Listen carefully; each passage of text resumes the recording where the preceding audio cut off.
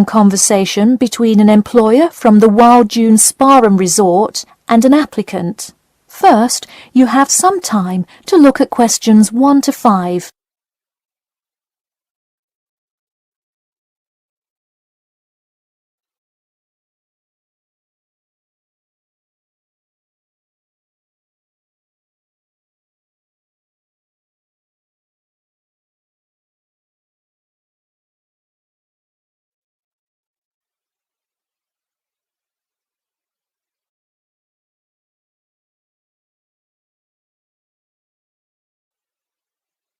You will see that there is an example which has been done for you.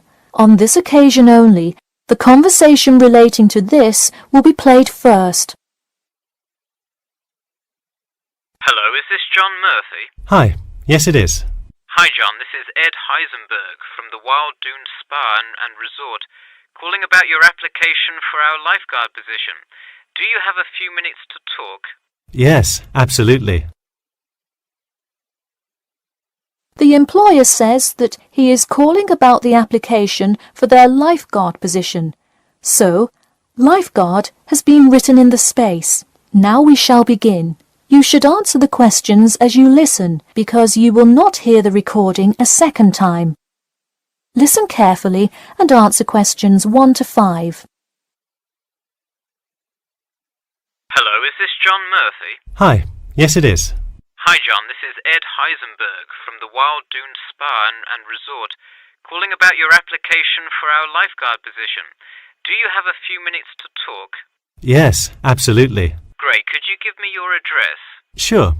My address is 45 Elsinore Court. I'm sorry, was that Eleanor? Could you spell that for me? Sure, it's Elsinore. E-L-S-I-N-O-R-E. Okay, thanks. And is this the number we should reach you at in the future? 099885767? No, that's my home phone.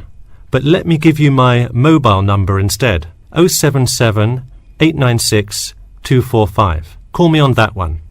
Okay, I'll make a note of that. Could you tell me your availability? Sure, I'm usually available during afternoons or weekends. I'd prefer not to be scheduled on weeknights because I work part-time as a waiter. That shouldn't be a problem, since we don't stay open very late anyway. And do you have any other employment experience? Yes, I've worked at a few other places. I was the baseball coach at Richmond High School last season. I see. And do you have any other experience that you would like us to note on your application? Yes, last year I worked at the beach as a rescue diver. Rescue diver? That sounds intense. Well, it's really just like being a lifeguard, except in the ocean instead of pool. So kind of like being a lifeguard at the world's largest pool. I see.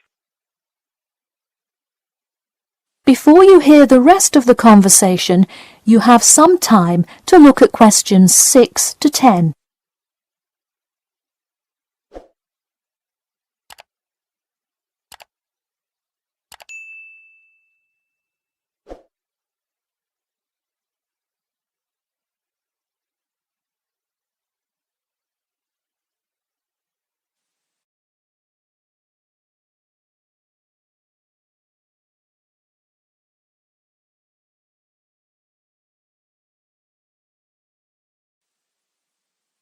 Now listen and answer questions 6 to 10. So could you tell me about the relevant skills you have? I'm guessing a lot given your experience. I'm CPR certified and have 2 years of diving experience. Great, it sounds like you are well qualified for this position. When does your CPR certification expire? I think in November, but let me quickly check my CPR card. Actually, it expires in October. Okay, so regardless, you have it through the end of the summer. When is your ideal time to work? Since I work in the restaurant on weeknights, I like weekends best, specifically Saturday mornings. I see. We do already have a lot of staff available on Saturdays, but I do need an early morning shift lifeguard. How early could you work Saturday morning? I can get there by 6 o'clock if need be. You'll be happy to know we open a little later than that. but I'll put you down for Saturday mornings here. Oh, awesome. I can't wait to get started. How about you come in next Saturday, the 12th? That sounds good. Great. We can figure out other shifts for you to work when you come in then. One last thing, just out of curiosity, where did you hear about us? I heard your ad on the radio while I was driving this morning. You know, I think you're the first person who has responded to our radio ads. It's almost always people who have seen us in the newspaper. Yeah, I don't have time to read through the newspaper every morning. I've plenty of time in the car to listen to radio ads. That makes sense. Well, thanks for your time, and we'll look forward to seeing you on the 12th. That is the end of section 1. You now have half a minute to check your answers.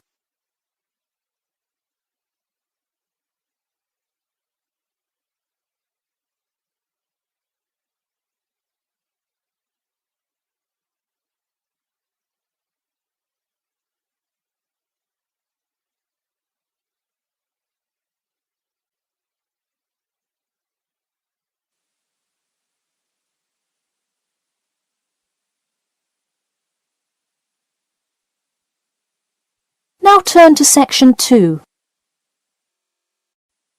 Section 2. You'll hear part of a free class about safety around campus. First, you have some time to look at questions 11 to 14.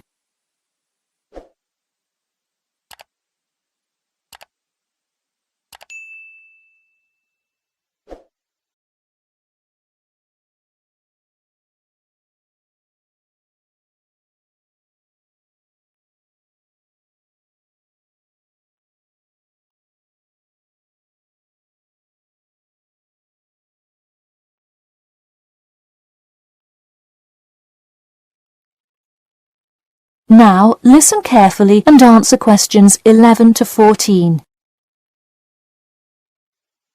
Good evening. I'm Geoffrey Miller from the University of Nottingham Student Union, and in this week's free class, Carlos Garcia is going to tell us about safety around campus. Over to you, Carlos. Thank you, Geoffrey, and thank you all for your attendance today. Also, I'd like to thank the Student Union here at the university for organising this lecture. Well, I've been serving and protecting the city of Nottingham for over 20 years now as a member of the police department. Does anyone know what type of crime is the most prevalent on campus? I heard someone say drugs and alcohol. That actually isn't too much of an issue. Violence? Nope. Actually, the biggest thing we worry about here is theft. The nature of crime on Nottingham's campus is quite different from that of the surrounding areas. Crime rates across the East Midlands are very difficult to control. We'd like to see the rate stay the same for this calendar year, but it has been increasing steadily over the past 3 years. On campus, however, I'm happy to say that the overall crime rate has fallen this year. You wouldn't think so if you've seen the extremely exaggerated stories in the media. The media has done nothing but cause more concern about crime in our area. Even the crime shows you see today are a little bit far-fetched, but at least viewers know they're not real events. We'd really like to see more factual news articles out there so the public can have a rational sense of the safety level of our society. Before you hear the rest of the talk, you have some time to look at questions 15 to 20.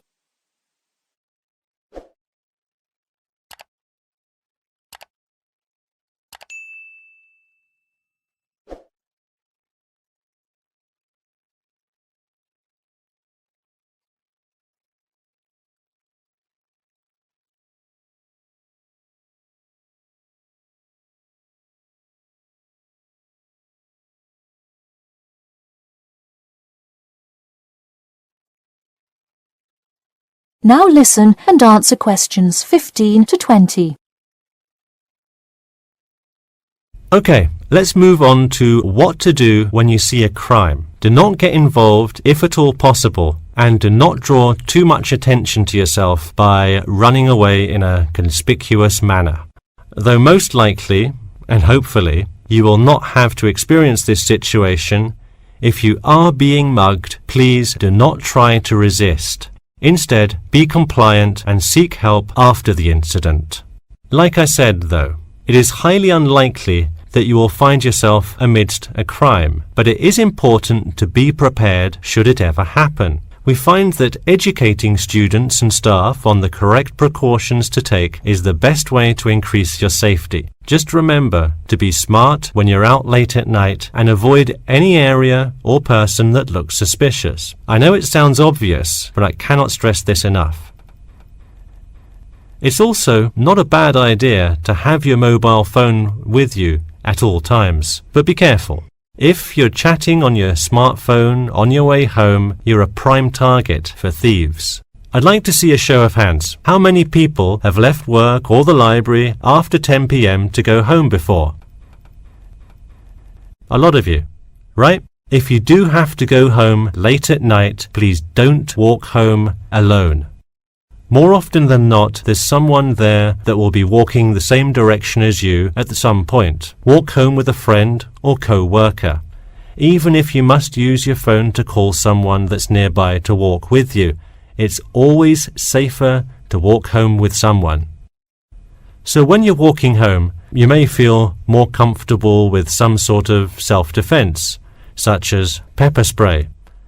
Now, it's your call whether you want to carry something like this or not. However, I absolutely advise against carrying a knife or any other offensive weapon. All too often, they can be used against you if you're disarmed, putting yourself in more danger. For all those interested, the Recreation Centre offers a free self-defense class to all students every Thursday evening. While obviously an introductory self-defense class may not equip you to fight off villains like a regular superhero, it does come in handy sometimes. After taking a self-defense class, you'll surely be more aware of possible dangers and how to deal with them. So hopefully now you have a more complete understanding of the nature of crimes committed on your campus and how to avoid being a victim.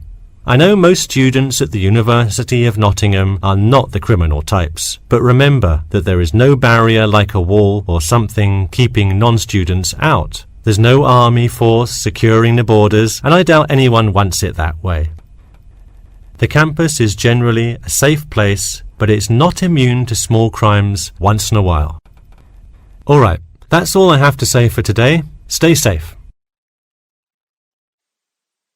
That is the end of section 2.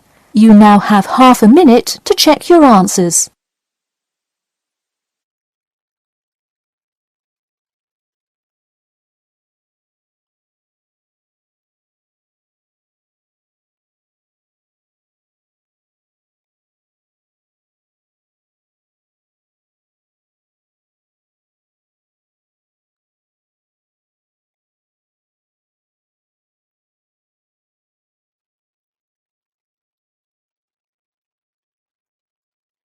Now turn to section 3.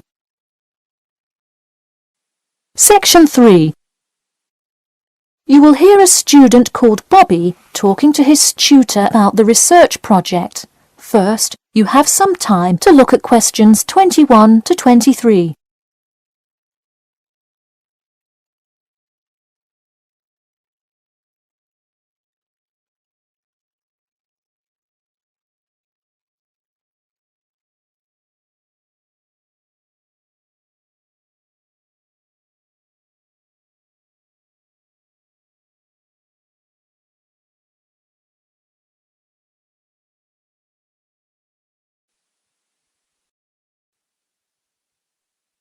Now listen carefully and answer questions 21 to 23. Hi Bobby, go ahead and sit down. Tell me about your research project. Well, I decided to research football and keys for success on a football team. That sounds great. What are the guidelines for the test? Did the teacher talk to you about it in class? No, everything is on a handout that was passed out. It says that the first draft is due at the end of next week and the second and third are due later on in the month. I don't understand why we have to keep revising and fixing it. Is this assignment really that important? Well, this project is a major requirement for passing 11th grade English and will go on your permanent record. Oh, really? Does that mean it will affect what English level I am placed in next year? Well, not exactly. You need a good grade to move on, but it is your overall grade and teacher recommendation that determines what level of English you are placed in next year. Anyway, tell me about your topic choice. Do you play football? Well, actually, it's because my father loves the sport. He watches it every weekend. Cool. It's a good idea to report on something you're interested in. Before you hear the rest of the talk, you have some time to look at questions 24 to 30.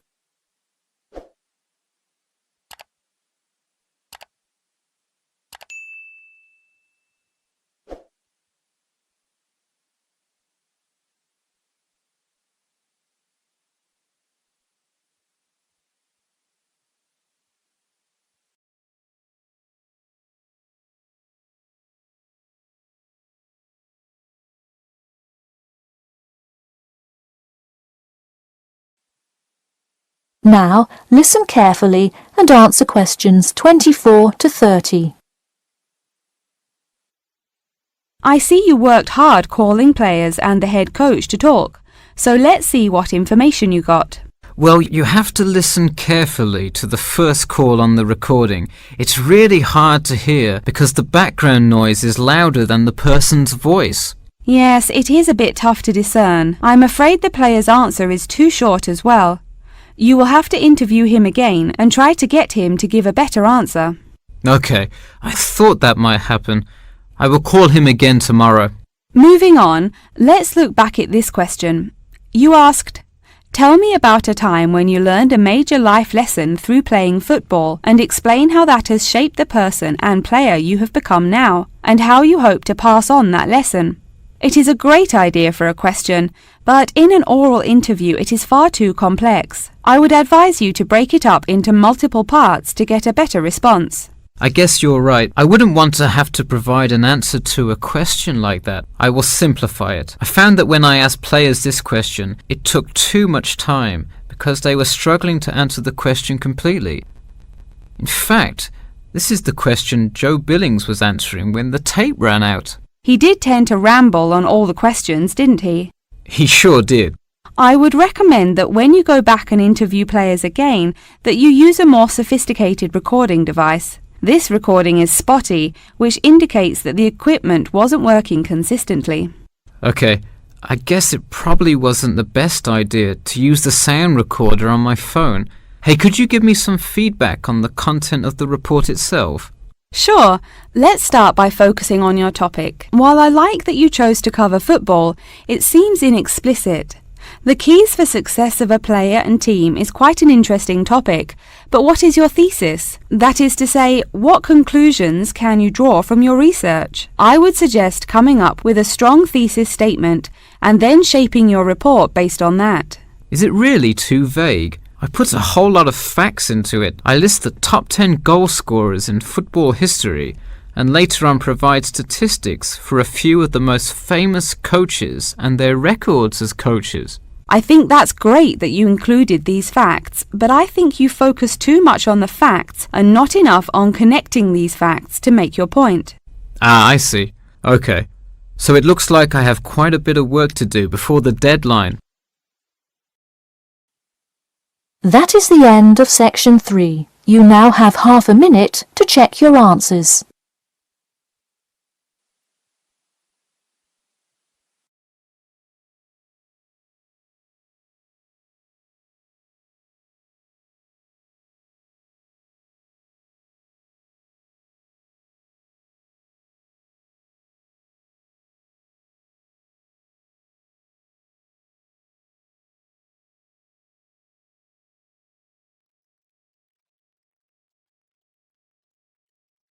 Now turn to section 4. Section 4. You will hear part of a lecture about how to give a quality speech. First, you have some time to look at questions 31 to 40.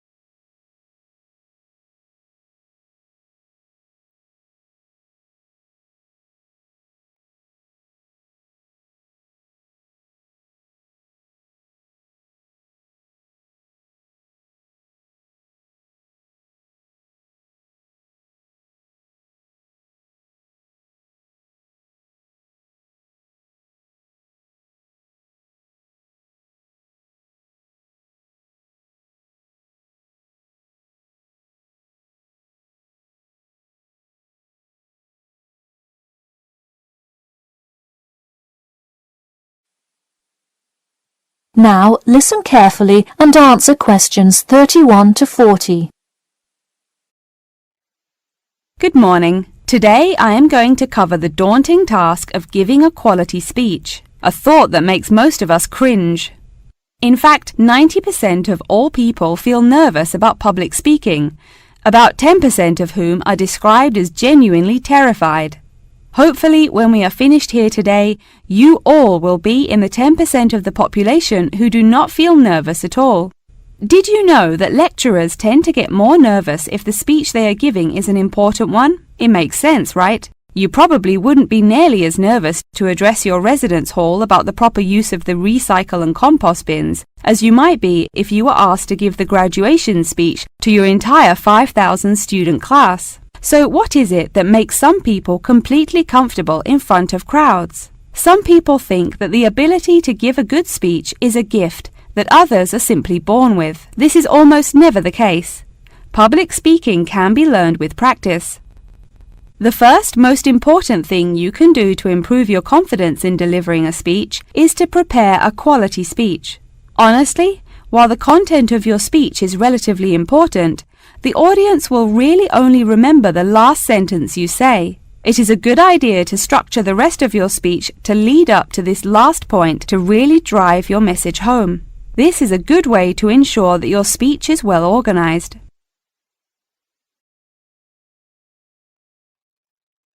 Once you are confident in the quality of the speech you have written, the rest is just about your stage presence. Let's go through some do's and don'ts of public speaking. First, you want to command the attention of the room. Do not, I repeat, do not proceed with your speech until the audience is paying attention. Even Martin Luther King Jr.'s I Have a Dream speech wouldn't have made any difference in the world without the undivided attention of his audience.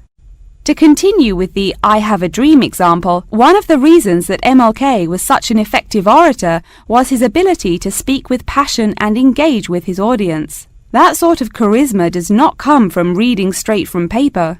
Don't get me wrong, it is a good idea to write your main ideas down on a note card, sheet of paper or something. But one factor that will consistently lead to a boring, forgettable speech is writing down your entire speech. Do not write your full speech down. If you are constantly reading your paper, you are not making eye contact with your audience, and thus failing to really express the feeling that goes with your ideas.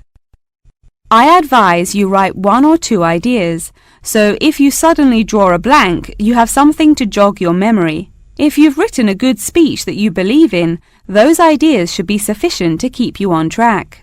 Once you have those ideas written down, give your speech a few practice runs in front of the mirror, into your sound recorder on your phone, or with a friend before it comes time to address a crowd. That way, you can hear how the ideas come across, make sure there are no abrupt transitions, and find out whether you are talking too fast or too slow. Timing is important. Make sure you time yourself beforehand to see how long your speech is. That is pretty much it. With practice, you'll be able to deliver an expert speech that engages and even maybe inspires your audience. Just remember, speak with emotion. No one wants to listen to someone reading from a script. As I come to a close in my speech, I'll point out that I have employed all of these tips that I have covered. I practiced my speech ahead of time and timed it, and I can even show you my one small index card with just 3 simple bullets on it. It's as easy as that. That is the end of section 4. You now have half a minute to check your answers.